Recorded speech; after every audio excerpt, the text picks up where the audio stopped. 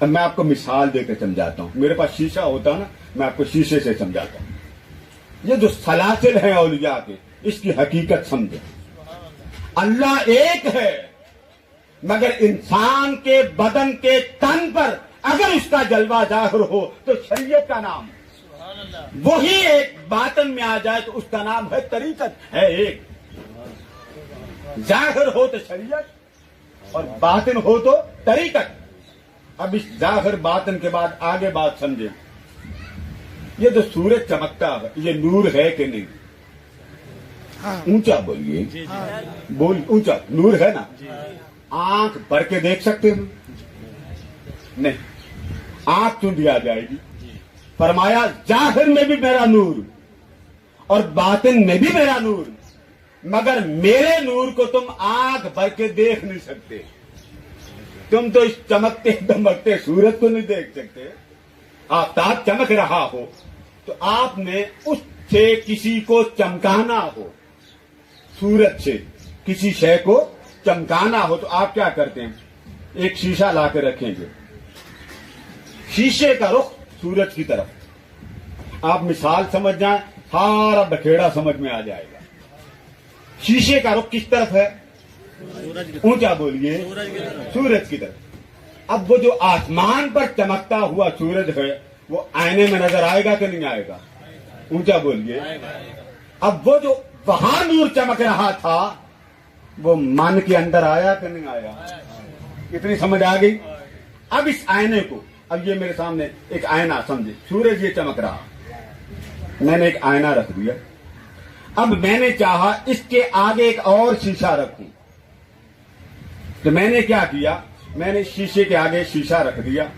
سورج براہ راست اس میں ہے اور یہ شیشہ اس کا رخ اس کی طرف ہے, اس کا رخ اس طرف نہیں ہے. اب آپ ایک آئینے کے آگے اگلا آئینہ رکھیں, اگلے آئینے کے آگے ایک اور شیشہ رکھیں.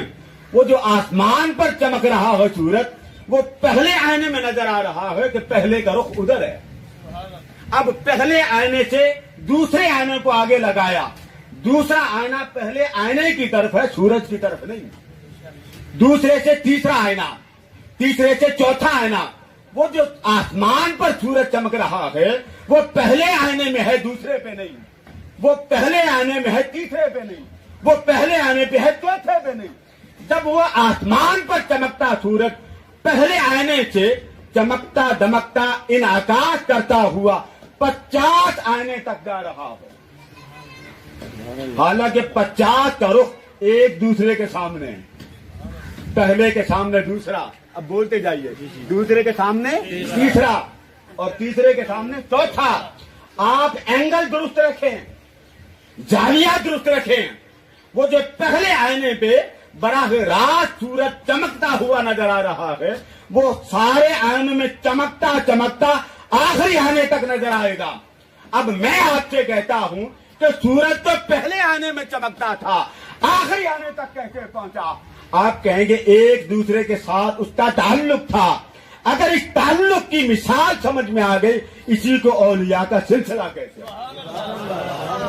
کہ وہ جو نور حق وہ چمک رہا تھا, اس نور کو دیکھنے کے لیے بھی کسی آئینے کی ضرورت تھی. اب رب کا جلوہ کوئی دیکھ نہیں سکتا تھا. رب نے چاہا کوئی مجھے دیکھے, باری تعالیٰ تیرا جلوہ کوئی دیکھنے کی تاب نہیں رکھتا. اس نے کہا تاب میں پیدا کرتا ہوں. مولا کیسے تاب ہوگی؟ فرمایا مجھے دیکھنے کے لیے بھی کوئی آنا ہوگا. مولا تجھے کیسے دیکھیں؟ فرمایا میں اپنے سامنے آئینہ لگاؤں گا, جس نے مجھے تکنا ہو وہ اسے دیکھ لے. تو جب اپنے سامنے آئینہ رکھنے کی بات آئی تو وجود مصطفیٰ آئینہ بنا دیا. پانی گرم دے دیں گے, ٹھنڈا گلا خراب کرے گا. گرم دے دیں, سادہ دے دیں.